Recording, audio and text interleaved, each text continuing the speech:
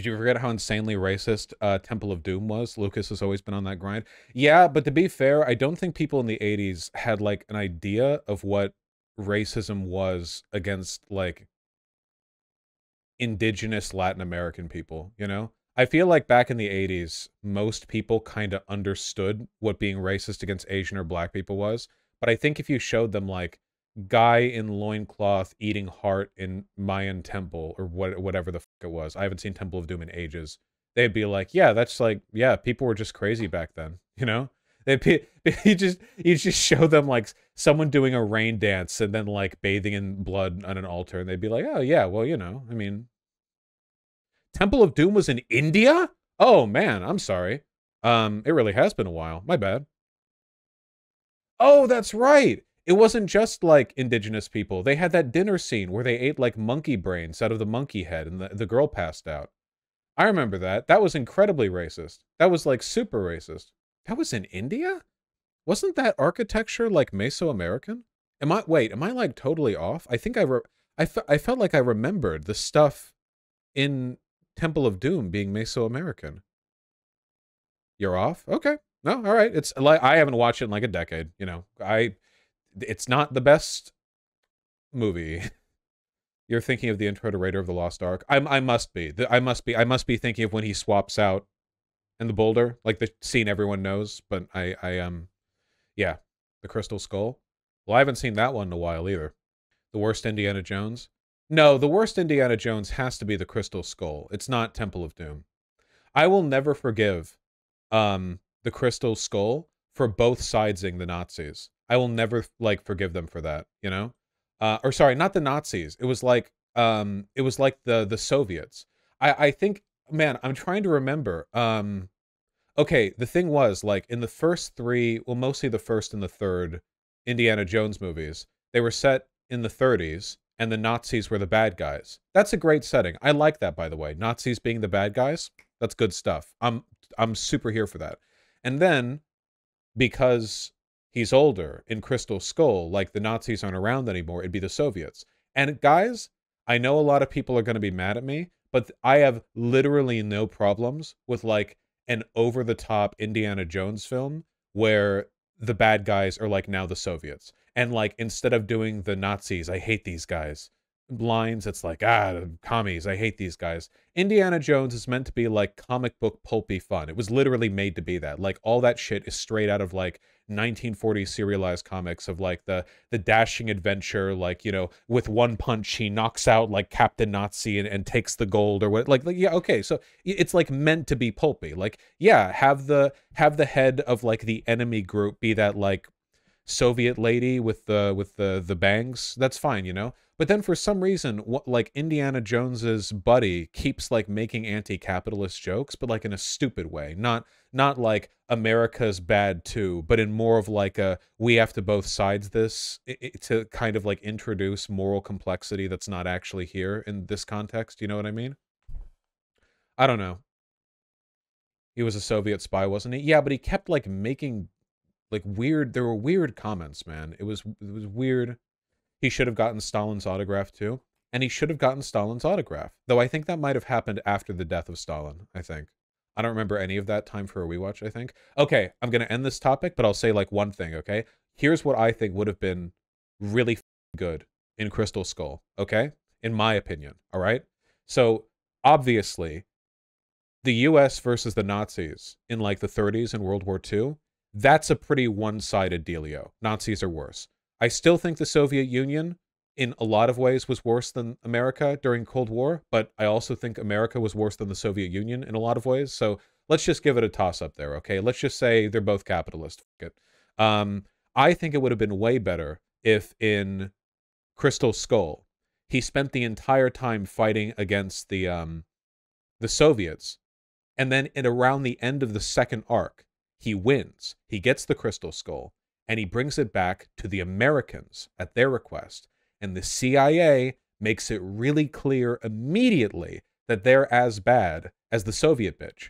Like, I don't know how you do it exactly. Maybe he's also corrupted by the allure of the alien artifact, or maybe he hands over the crystal skull and he's like, hey, we're gonna kill so many Vietnamese or whatever. Like, I don't know. And then like Indiana Jones is like, okay. And then when he's like, well, you're not gonna use that for anything bad. That belongs in a museum. He gets arrested. And the third arc is him breaking out, and then he flees to the City of Gold. And there's a final confrontation where both American and Soviet forces are sent down on him to reclaim the crystal skull that he's trying to use, and that's when the end bit happens with the UFOs, where like he brings back the and like both sides are unhappy, and then like you can have like an after scene where like the head of the CIA guy is arrested because he was like being crazy, and the Soviet lady was being crazy, and and he gets to go back to being a professor, right? I think that for me, like basic plot structure, I think that would have been pretty nice personally.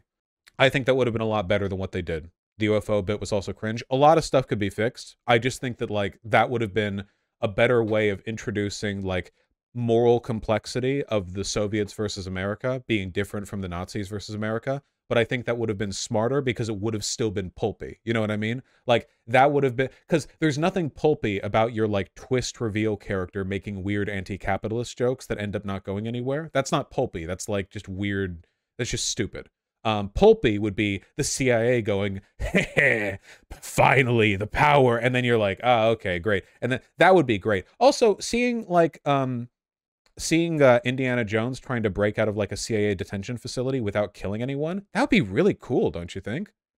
Like, what if some of the guards there are like nerding out over him because they all know that he's like a really cool dude, like he's an American adventurer and kind of a hero. So like one of his like cell guards is like, oh, can you tell me about the time at like, oh yeah, the you know, like he's like, tell me the events of the first movie. Is it true you met Hitler and you got his autograph? And he's like, yeah, here, I got it on me. Actually, I'll show you. You know, come on, come on. I think it could have been really nice. It also would have been a good way to make his support character like more useful because he wouldn't have been arrested because he wouldn't have been on the CIA's payroll, so he could have helped like break him out. Have you seen my Hitler autograph? Dude, if I had an autograph from Hitler, I'd keep that shit close to my chest. I'm retarded. What does pulpy mean in this context? I don't know if I have like a full... I think when I mean pulpy, what I mean is like, I'm kind of remembering comic books in the 30s and 40s. I'm thinking like totally sincere. There's no irony at all. So pulp can't have like... For me, if pulp is ironic, it loses the pulp. The point of pulp is that it's kind of like adorably, sincerely dumb, but in a way that's very fun and action-packed. Basically, it's like the language of comic book, like Biff Bam Pow, Adam West Batman. Like, maybe it can't not have irony, but it's more like there has to be an overriding sincerity that completes everything. You can't walk away from something pulpy feeling anything other than like Biff Bam Pow, wow, that was cool.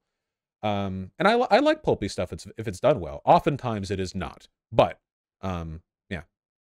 It's about embracing tropes. Yeah, you embrace tropes. You don't like avoid tropes. You embrace them wholeheartedly because there's a reason why those tropes exist, right? Like the idea is, yeah, like campy to an extent, but like in a good way if it's done well. Yeah.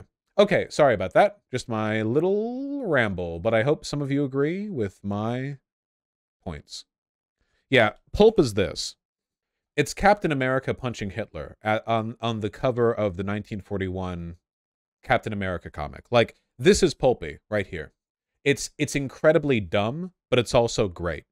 Like, the room is full of Nazis. All of them are shooting, and the only bullet that hits him deflects off his shield, even though there's a guy with a Tommy gun right here firing at his head. It's just not doing anything. He's just punching Hitler. It's a normal-looking punch, like, in terms of how far back Hitler's flying, even though Captain America can punch through a tank. Well, not really a tank, but you know what I mean. It's just silly. It's just like, yeah, you know? Yeah. Like Star Wars is pulpy? Okay, yeah. Yeah, pulpy Star Wars is like Han Solo navigating through the asteroid field and C-3PO trying to tell him the odds. And he's like, never tell me the odds. We got the thing up, punch it. But you, like, okay, pulpy is C-3PO trying to explain the physics equation of why what he's about to do isn't going to work. And then Han Solo hitting a button and it works because he's just like, because of bravado. Pulp is all about like defying the odds. It's not about realism. It's about like larger than life, like superheroism or adventurism, I guess. I don't know. What's wrong with Bucky's face? I don't know. He looks terrifying. I know Quentin Tarantino made Pulp Fiction, but aren't all of his other movies super pulpy? Yes. Quentin Tarantino is probably the pulpiest uh, director. I can't think of one pulpier. He literally had a movie named after it. He's very pulpy. Like, yeah, it's his whole thing. Yeah, it's all of his movies basically. What does pulp mean? We already went over that. Pulp equals soy. Okay, yeah, go with that. Most old noir films too, I guess, are pulpy. Yes, yes.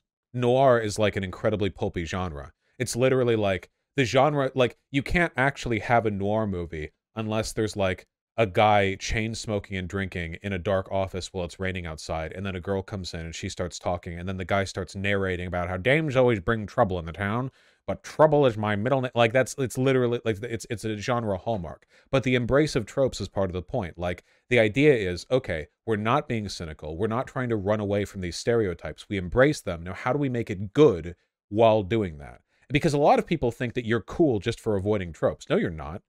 Not at all. Doing a trope or avoiding a trope, these are both value neutral things. People try to be innovative, but you can be innovative in ways that like thread together familiar scenes and actions and themes. And that can be really good, you know? Yeah, tropes and cliches aren't the same thing. A cliche is tiring, but even a cliche can be fun if done well. Like these dames bring trouble. That is a cliche, but you know, there's like a self-awareness to it that I think makes it kind of pleasant. Yeah, deconstructing and reconstructing. Yeah, the Happy Time Murders are I don't know. I haven't seen that.